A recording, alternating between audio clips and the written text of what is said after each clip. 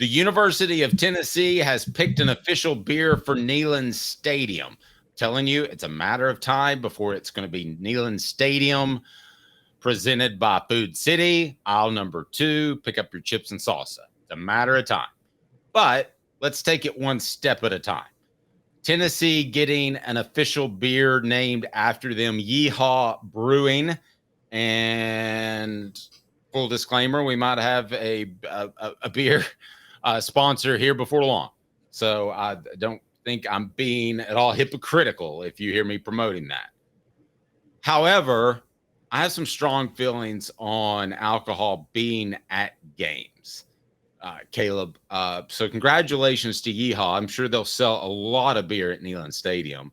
It kind of feels like it's already been the craft beer, but it embarrassed me to see how Tennessee reacted with the Ole Miss game, throwing things onto the field. A lot of those were beer cans. I think you would agree there's a good chance that was alcohol induced. They did the same thing a few months later at a Tennessee baseball playoff game. Can't remember the opponent. I can also share personal stories of when I wasn't working a game, how I took my kids to a game and was appalled by what I saw. Caleb, I don't want to sound like a hypocrite because goodness knows I've had my fair share of beer in my day, but I'll still say that there should not be alcohol served at sporting events. And that's our poll question if you want to vote on it. What say you, Caleb? Yeah, I totally disagree. There should be. And I'll tell you why. You brought up the Ole Miss game. You also brought up a time where you took your kids to a game and you were appalled at the behavior. Well, Dave, that time you took your kids to a game, the alcohol wasn't sold at a sporting event. It didn't stop people from still getting drunk. The point of these things, and this goes back to the history of prohibition in America. The reason in 1933, at the height of the Depression, FDR and the Congress decided let's repeal prohibition was they realized it ain't like people aren't drinking anyway. They're just drinking crazy moonshine that's getting them killed. At least if we can legalize it, we can regulate it and make some tax revenue off it. The same argument about legalizing weed or mushrooms or whatever today. People will say, look at what weed is doing to people's bodies. Well, if it's doing it to people's bodies and it's illegal, then obviously making it illegal is not working. It's the same with not selling alcohol at the game. Just because you're not selling it at the game doesn't mean they're not getting hammered before the game. And quite honestly, okay, let's start with the students. Let's talk about who gets the most irresponsibly drunk, Dave. The students, right? Largely, although I have been in situations where I wasn't too proud of myself, and I was an adult. I wasn't just a student. I was in my 20s. Let's say that. Let's not say students. Let's just say young people in their 20s. Yeah. Yes. Okay. Fine. People in their 20s. You think people in their 20s are getting drunk from the alcohol sold at the stadium? How expensive do you think that out? People in their 20s are broke. Okay. And how expensive is that alcohol in the stadium? We're talking probably like $15 for a can of beer, right? I don't even know. How much is a can of beer on the message board? It's got to be like, I would think $12 for one of those 16-ounce IPAs. Yeah. It can be so delicious. You can spend $12 on a can of beer at the stadium. Or if you're getting wasted, you're not spending that. What you're doing is you're buying a 30-pack of Natty for $15, and you're drinking 15 of those and getting hammered before the game. Like, nobody's getting drunk from the alcohol sold at the stadiums except really, really rich, pretentious people who can afford to get drunk off the alcohol sold at the stadiums. And those people, again, not saying they may not get drunk, but they're probably not going to be the ones causing shenanigans because they're going to be in a box somewhere. Do you buy the argument that people will just sneak it in regardless? Adam, you're telling me a beer's $16 to $20? Holy Hannah. Caleb, we're in the wrong business. We need to start delivering beer. I mean, that wouldn't surprise me. And $16 to $20. Last time I paid for a drink at a sporting event, it was a double Crown Royal at a Tennessee Titans Cowboys game in Nashville, and it was $18. It's not. That's a beer. It's not even about the sneaking the alcohol into the stadium, though. It's the tailgating. Dave, come on. You've been wasted at a game, and so have I. a bunch of football games at different places. You didn't get wasted in the stadium. You got wasted because of how you drink before the game. Yeah, and then that heat hits, and you're like, "Oh man, I made a mistake with brown liquor." That upper deck on I guess on the south end zone, right, Dave? When you're right in the sun at Neyland Stadium Yes. for a noon game. You ever been to one of those when after a day of drinking or a morning of drinking? I've been not proud at Neyland Stadium before, definitely, and that heat can bear down on you. That's really the only place that I've done that though, because all the other games would be working. Or I guess Peyton's last game at the Orange Bowl. But that was a night game. Yeah, I was with my wife. So, getting back to my earlier topic, at what point do you see Neyland Stadium having some sort of attachment in a naming right fashion? Neyland Stadium, presented by Food City. Food City would write that check. You could write the number, whatever you wanted, Caleb. They would write that check tomorrow. I don't care how much it is. Yeah, it's not too far away. And the reason I know it's not too far away is because of what we talked about last week with the Neyland Entertainment District. I don't have a problem with the Entertainment District, but I have a problem with building a giant hotel to obstruct the view of Neyland from the river.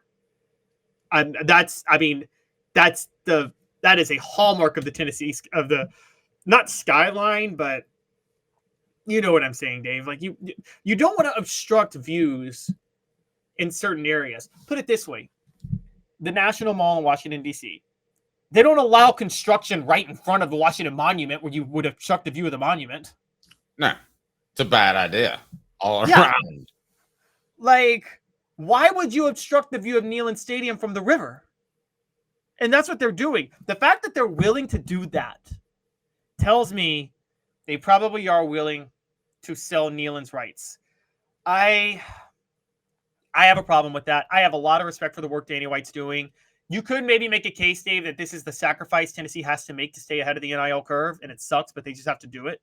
I mean, I'm willing to listen to that argument. Go for what would, and I'm going to take this off the table because nobody's just crazy. It's not going to be Alliance Stadium, okay? It's going to be Neyland Stadium, but let's say a tag on Neyland Stadium presented by. What would you think that would be worth? Oh my gosh. Man, how much did Food City pay for Thompson Bowling? Their Freedom of Information Act hasn't come back yet. Just to let you know. But the am I stretching it to say 8 digits? $10 million? No, you're not stretching it at all. And that's the problem. Well, no, that's not the problem. That's a good thing. But like Neyland, I like that Old Smoky. Like, okay, lean into the moonshine thing. There's a little bit of tradition there if you do Old Smoky. Like, I can get with that. Man, you better be selling that moonshine at the stadium, though. I don't want people getting wasted at Neyland Stadium. They should have like a blood alcohol content minimum to get in. Like, if it's not at 0.01 or 0.1, if it's not at 0.1, you can't get in. Yeah, bring back the beer barrel. Just everybody go crazy. Oh my gosh, could you imagine that if there was a blood? Let's set this, Dave. Blood alcohol content minimum event. You have to be this drunk to get in. I just wonder where the tradition stops and the revenue takes over if it hasn't already. I can tell you that there were some hurt feelings about Food City being attached to Thompson Bowling Arena. That was a factor. That was a real thing. So Neyland Stadium, though, it wouldn't just, I mean, you don't care, guys, on the message board if it's the Food City Center or whatever it may be called. But everybody would care if it wasn't Neyland Stadium. Right now, the only people that care are with the Thompson Bowling families, from what I've been told. But if you change Neyland Stadium, how big would that be? Quality Tire Pros, the Eberle family, has been serving Chattanooga's community since 1957. All major brands of tires, full service automotive, brake alignments, oil changes, and more. All work covered by a nationwide warranty. Cherokee Boulevard or online at qualitytirepros.com, qualitytirepros.com. Stop by there and tell Bo we said, hey, Bo, Off the Hook Sports said hello. Caleb, that would, and I know other schools have done it, such as the Papa John's Stadium in Louisville, of which I ordered a Domino's pizza to the press box, I'm proud to say, because they didn't have any food for us. But I can't think of many programs that it would be a bigger impact, that it would change the game. I mean, if you had the Big House brought to you by Home Depot or the Big House built to you by Home Depot, I'm not even joking. This stuff's going to happen. Who's going to be the first? I mean, that's a very good question. And you're right. And, all due respect to the Thompson Bowling family, Thompson Bowling Arena was built in 1989. Isn't that when it came out? 89? Like, right. You were following Tennessee when they were still playing at Stokely, weren't you? I went to a game at Stokely, so yes. Yes. Well, there wasn't a lot of people following Tennessee basketball at that time. Right. Neyland Stadium is 100 years old, and it's been named Neyland Stadium for, I guess we're approaching 70 years now. I think we're approaching 70 years. Yes. That's totally different. If you say Neyland Stadium brought to you by Old Smoky, I could get with it. I'll stop. It depends. This is weird to say because, like, I don't understand why you're okay with that just because it sounds good. Because that's part of it, sounding good. Like, I don't want a bland corporation, but Old Smoky, okay, Smoky Mountain, that kind of works. If you say Neyland Stadium brought to you by the Haslams, I will lose my you-know-what, okay? Because I'll be lighting into Jimmy Haslam every day at that point. This is a big deal. I mean, to associate your brand that you've had for 70 years with somebody else, I mean, who knows? They could put together a bad batch of moonshine and 500 people could be drunk or could be blind in Sevierville. I mean, these are not minor decisions. This is not the 1920s, okay? You don't do bad batches of moonshine anymore. I'm just telling you, it's possible. There are like strict regulations that alcohol has to go through before it's sold in the stores, Dave. Okay. All right. Listen, if a bad batch of moonshine comes out, you're going to have to remove all that signage off of Neyland Stadium. You don't want that. Look, there are some necessary things you're going to have to do in the NIL age. Partially because, we'll talk about this soon, partially because you're in a conference that signed a really, really, really bad deal for revenue payout. But the NIL age, you're in an era where you have to take advantage of things to get ahead. Sometimes you're going to rename the stadium is what you're going to do. I'm not. Let me ask you this. We both believe the name is going to change, right? At some point. We both just said that. At some point, it's going to happen. Yeah, it's going to happen. Be the Neyland Stadium brought to you by, okay, or presented by. My question for you is Danny White the guy who does that? Yes. Yes, he is. By the way, hoping you would say no for debate's sake. By the way, yes, because he'll be around 5 more years, and it'll happen within 5 years. And I'll tell you what, here's why he's preparing you for it, guys. And I'm telling you why he's preparing you for it. He brought back the Vols letters, right?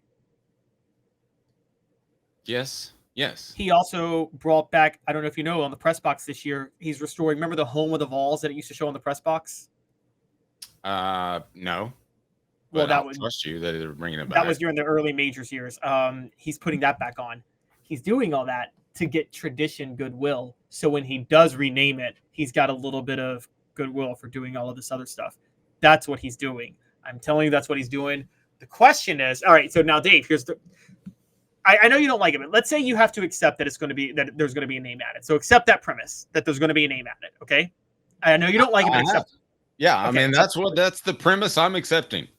Accepting that premise, would you have a problem if alcohol was the name? Like a bigger problem if alcohol was the name as opposed to some other corporation? Yes. So your big concern is that alcohol is going to be too free-flowing in this involvement, the name.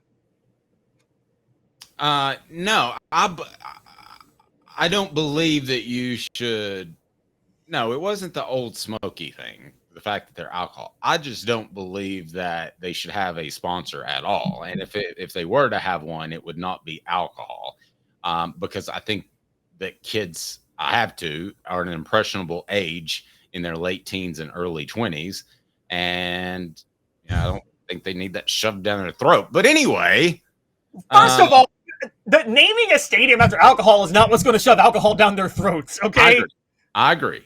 But you're just asking me, and I'm telling you, no, I would prefer it be, so if you have to do it, something like Allstate or something like that, something that's been around for 150 years and they haven't had any sort of major catastrophe that has negatively affected our society. That's what I'm looking for.